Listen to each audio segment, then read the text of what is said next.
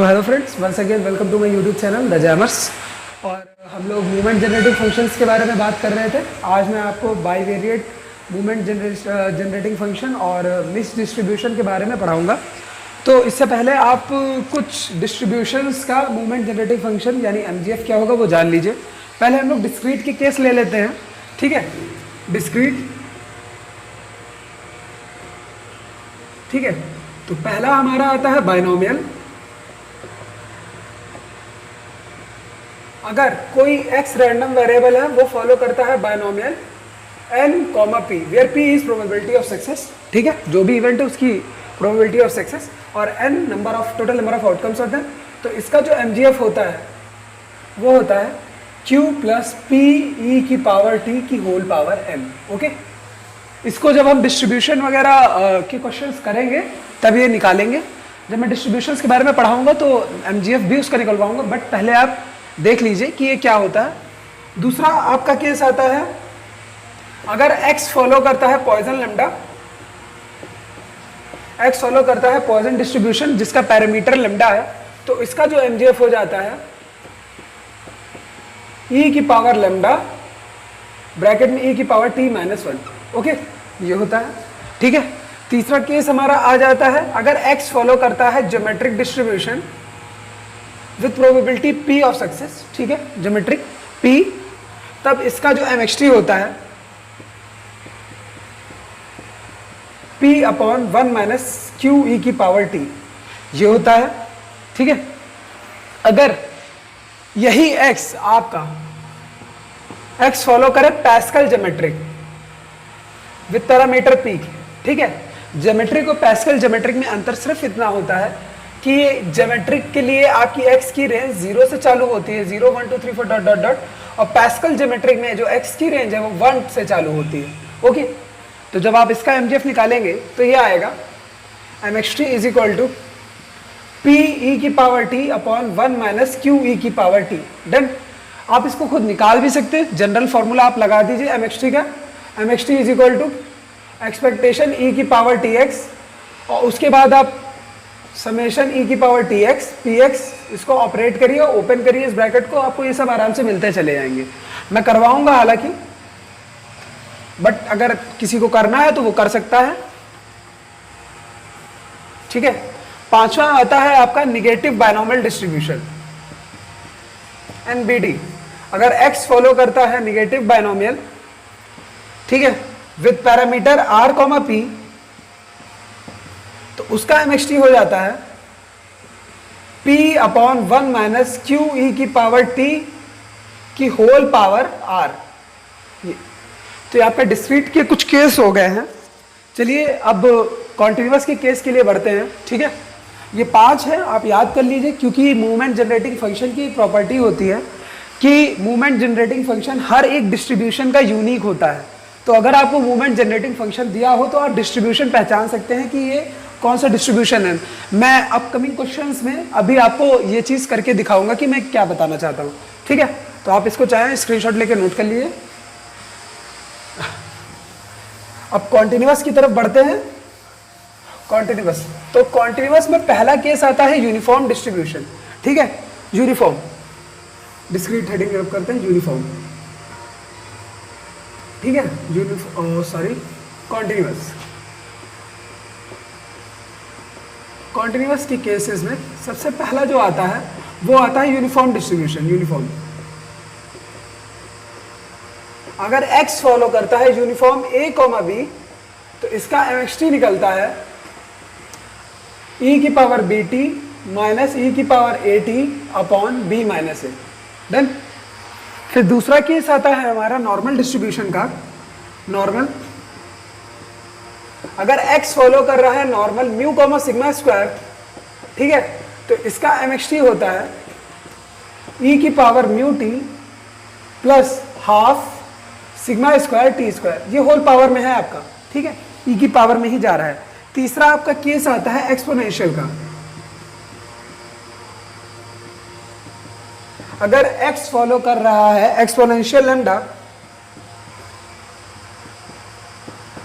ठीक है, तो इसका mxt हो जाता है 1 माइनस टी अपॉन लेमडा की पावर -1, ठीक है, ये हो जाएगा एक्सपोनेंशियल लेमडा का। चौथा आता है गामा डिस्ट्रीब्यूशन। गामा, अगर x फॉलो कर रहा है गामा अल्फा कॉमा लेमडा, तो इसका जो mxt हो जाएगा ये हो जाएगा 1 माइनस टी अपॉन लेमडा की पावर -अल्फा। ओके, फिर पांचवा केस आता है chi square distribution.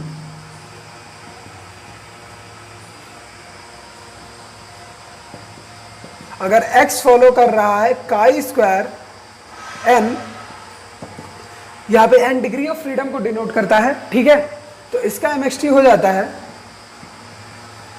1 minus 2t की पावर -n/2।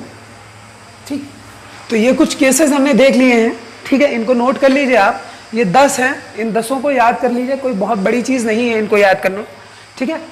अब हम लोग इसकी तरफ बढ़ेंगे, क्या कहते हैं, आपके बाईवेरिएट मोमेंट जनरेटिंग फंक्शंस की तरफ। तो बाईवेरिएट एमजीएफ, बाईवेरिएट का मतलब ही होता है दो रैंडम वेरिएबल्स। बाईवेरिएट सजेस्ट कर रहा है, ठीक है, दो random variables.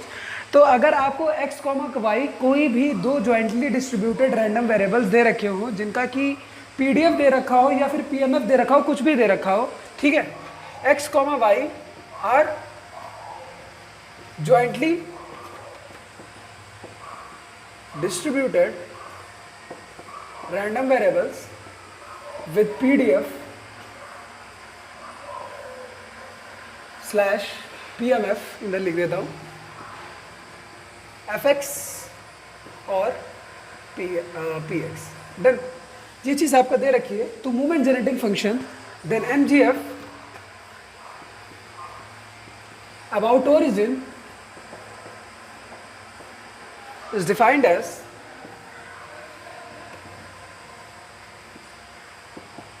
m of x, y, because we are taking two random variables, then we have to take the two parameters t1, t2, ठीक है, आपको दो लेने पड़ेंगे। इसको डिफाइन करते हैं, एक्सपेक्टेशन e की power x t1 plus y t2, done. और एक्सपेक्टेशन को आप खोलना जानते हैं, अगर डिस्क्रीट का केस हो जाएगा तो दो रैंडम वेरिएबल्स हैं, रेंज x की y की e की power x t1 plus y t2, ठीक है, probability mass function x, y, done. और अगर ये हो गया डिस्क्रीट के लिए, d फॉर डिस्क्रीट, और कॉन्टिन्यूस का अगर केस है x, y e की power x t1 plus y t2 f of x, y dy dx, ये हो गया कॉन्टिन्यूस के लिए। ओके, तो बाईवेरिएट एमजीएफ ज़्यादा कुछ नहीं है, बस यही है। इस पे थोड़े बहुत क्वेश्चंस आएंगे, मैं आपको कराऊंगा, बट चलिए इसकी थोड़ी बहुत एक दो इसकी प्रॉपर्टीज़ हैं वो आप देख लीजिए। अगर आपको किसी भी रैंडम वेरिएबल का बाईवेरिएट एमजीएफ दे रखा हो, ठीक है, और आपसे मार्जिनल उसका पूछा जाए, यूनिवेरिएट एमजीएफ पूछा जाए, कहने का मतलब ये है, अगर आपको एम ऑफ एक्स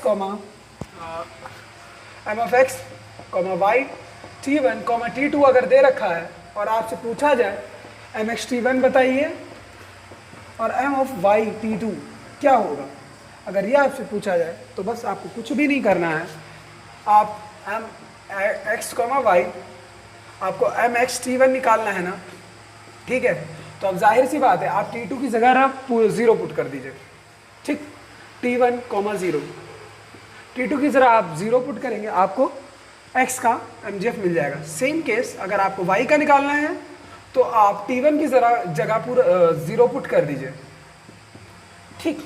अगर आपको एक्सपेक्टेशन x1 निकालना है तो आप पहले इसके t1 के रिस्पेक्ट में डिफरेंशिएट करिए, इसको m of x, y t1, t2, ठीक है, फिर एंड जो रिजल्ट है उसमें t1 is equal to 0, t2 is equal to 0 put कर दीजिए, आपको एक्सपेक्टेशन x1 मिल जाएगा। सिमिलर केस अगर आपको एक्सपेक्टेशन y निकालना है, sorry this is not x1 this is x, तो आप t2 के रिस्पेक्ट में डिफरेंशिएट कर दीजिए, ठीक है, m of x, y t1, t2, ठीक, और एट द एंड जो आपको रिजल्ट मिले उसमें सेम चीज़ t1 is equal to 0, t2 is equal to 0, ये पुट कर दीजिए, आपको ये मिल जाएगा, ठीक। तो ये कुछ प्रॉपर्टीज़ हैं, आप चाहे तो नोट कर लीजिए। ये दोनों एक हैं, ये दोनों एक हैं, ठीक है, नोट कर लीजिए। इसके बाद आती है factorization theorem for independence of random variables. ठीक है, अगर दो रैंडम वेरिएबल्स इंडिपेंडेंट हैं और उनका एमजीएफ दे रखा है, ठीक है, आपको ज्वाइंट पता है और क्या कहते हैं उनका मार्जिनल जो है उनका भी आपको एमजीएफ पता है, तब उनकी इंडिपेंडेंस को प्रूफ करने के लिए आपको कुछ भी नहीं करना है। ये आपके the jointly distributed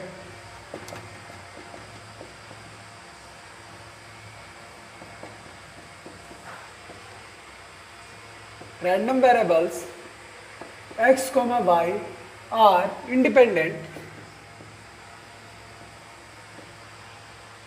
if m of x, y t1, t2 is equal to m of x t1 into m of x t2। ठीक है, आप ज्वाइंट निकालिए, फिर आप मार्जिनल निकाल दीजिए, ठीक है, इनका मल्टीप्लाई कर दीजिए। अगर देखिए मार्जिनल का प्रोडक्ट ज्वाइंट के इक्वल आ रहा है तो इसका मतलब ये है कि जो आपके रैंडम वेरिएबल्स एक्स और वाई हैं वो इंडिपेंडेंट है। इंडिपेंडेंस कैसे चेक करना है, इसके और भी काफ़ी सारे मैंने आपको तरीके बताए थे। अगर आप नहीं जानते तो प्लीज़ आप मेरी प्रीवियस वीडियोस को विजिट करिए, मैं लिंक डिस्क्रिप्शन में डाल दूंगा उनका।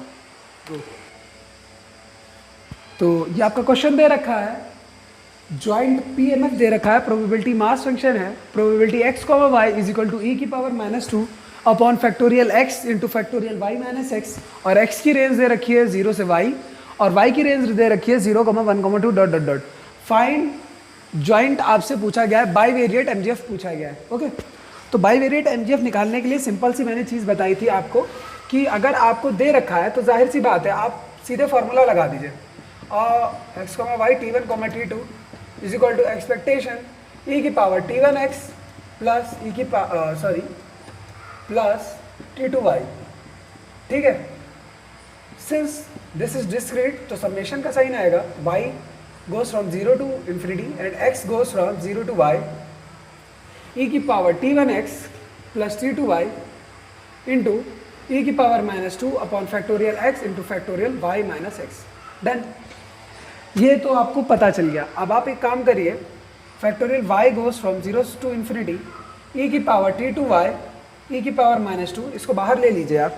ठीक है, फिर इसके बाद आपका क्या बचेगा, फैक्टोरियल x गोज फ्रॉम 0 से लेके y तक e की power t1x upon factorial x into factorial y minus x. ठीक है, अब आप x की जो लिमिट है वो पुट कर दीजिए, x की रेंज पुट कर दीजिए 0 से लेके इन्फिनिटी, इसको k मान लेते हैं, बार बार लिखना ना पड़े, इसको k कंसिडर कर लिया। ठीक है, e की पावर t1 x की जगह 0 डालेंगे तो 1 फैक्टोरियल x, ये भी आपका 1 हो जाएगा, फैक्टोरियल 0 1, और ये बचेगा 1 अपॉन फैक्टोरियल y। ठीक है, फिर प्लस e की power t1 factorial y minus 1। ठीक है, सेम केस प्लस e की power 2 times t1 upon factorial 2 factorial y minus 2 plus dot dot dot dot. ठीक है, अब आप एक काम करिए, ठीक है,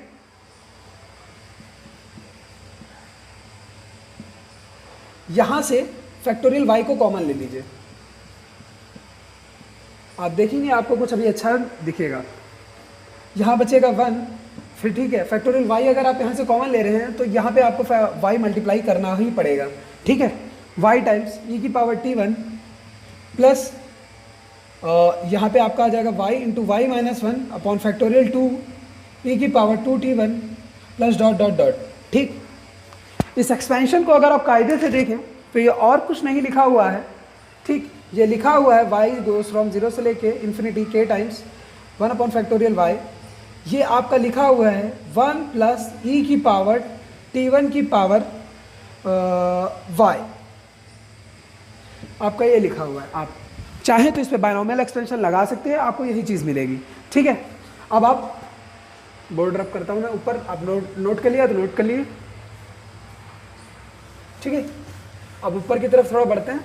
अब k की ज़रा आप वैल्यू पुट करिए, k क्या था, हमने क्या कंसिडर किया था, k को e की पावर -2 समेशन y की रेंज तो चलती रहेगी 0 से लेके इन्फिनिटी e की पावर t2y, ठीक है, upon factorial y into 1 plus e की power t1 whole power y।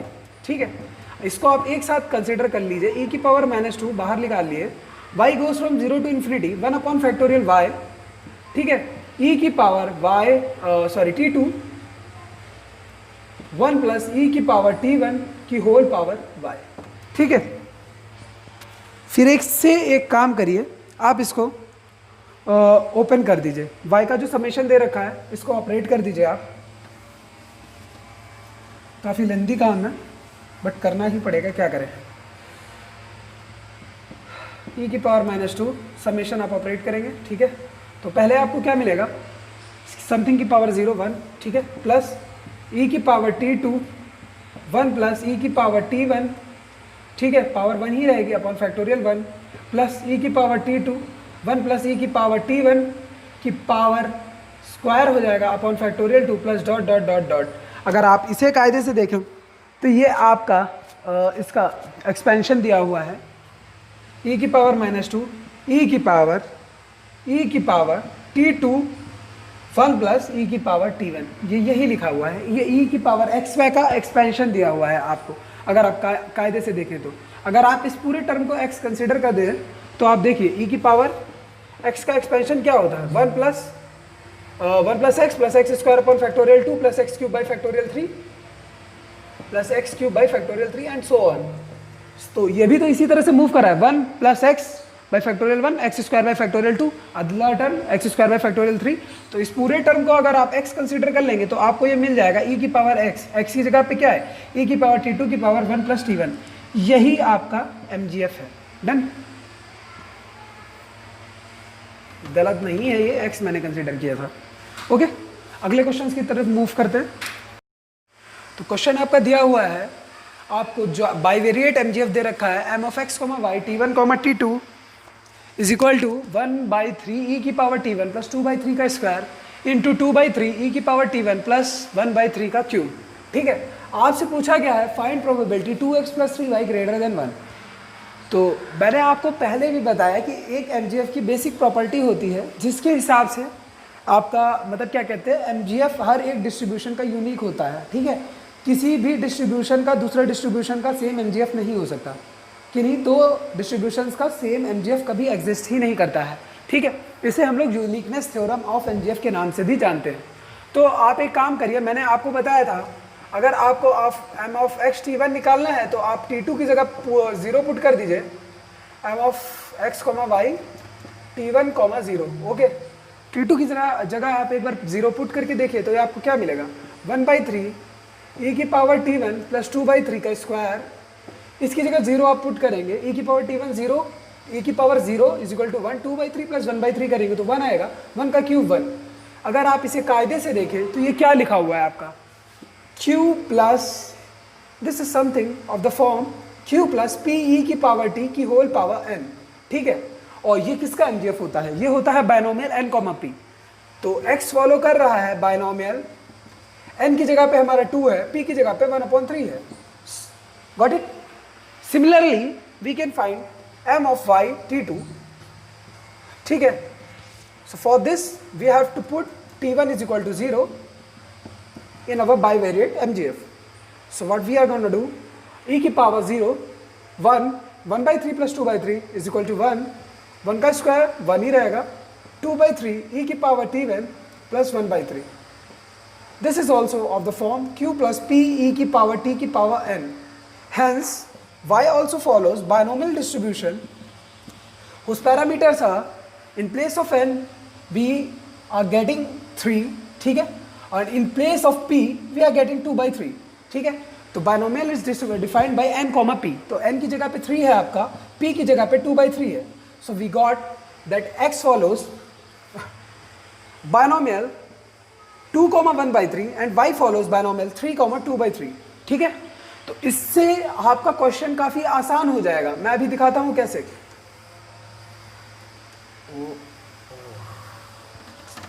Let's write it, make a separate column for this. x follows binomial 2, 1/3 and y follows binomial 3, 2/3। okay,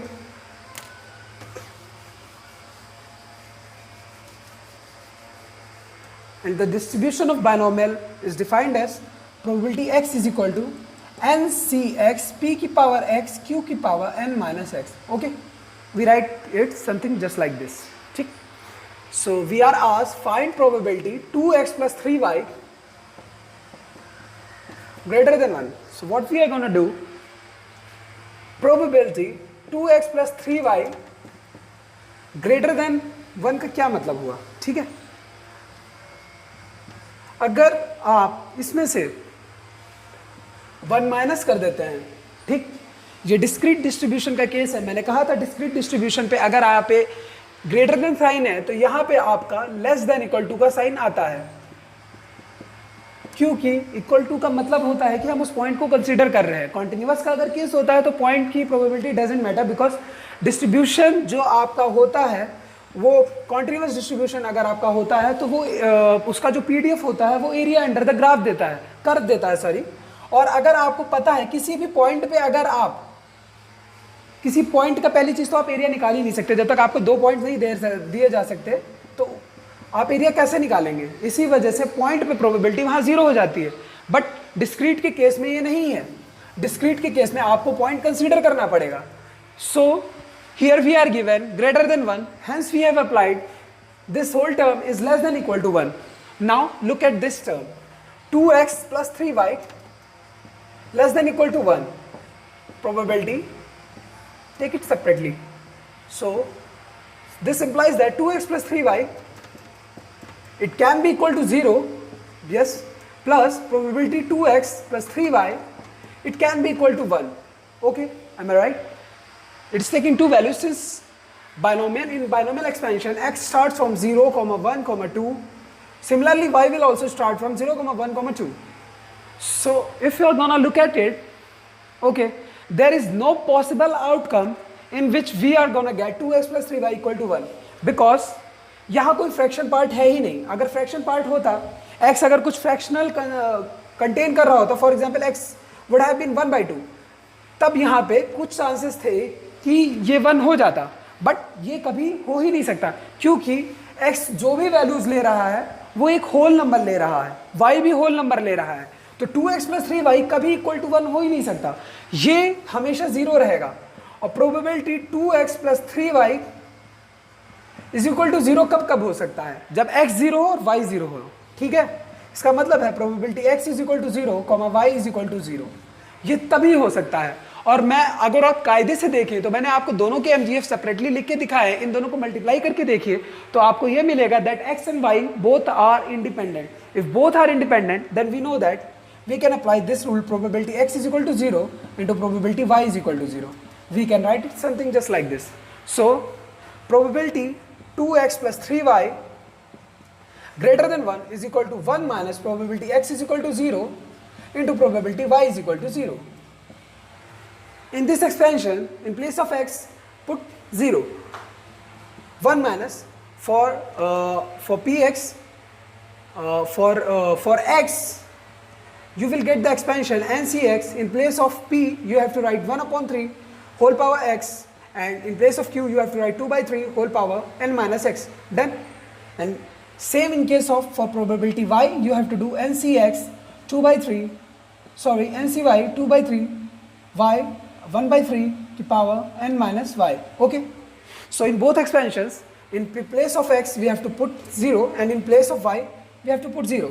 So what we are going to get, and in place of n, since x follows binomial 2, 1/3, so we can write 2cx, and here 2, and here also, here it is following 3, so 3 and 3.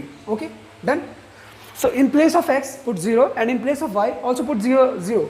The 2 से 0 is 1, 1/3 की power 0 is 1, 2/3 की power 2 minus 0, ये क्या आएगा? 2/3 का square. Similarly यहाँ पे आपका मिल जाएगा 1/3 का क्यूब। आप इसको सॉल्व कर लीजिए, आपको आंसर मिल जाएगा।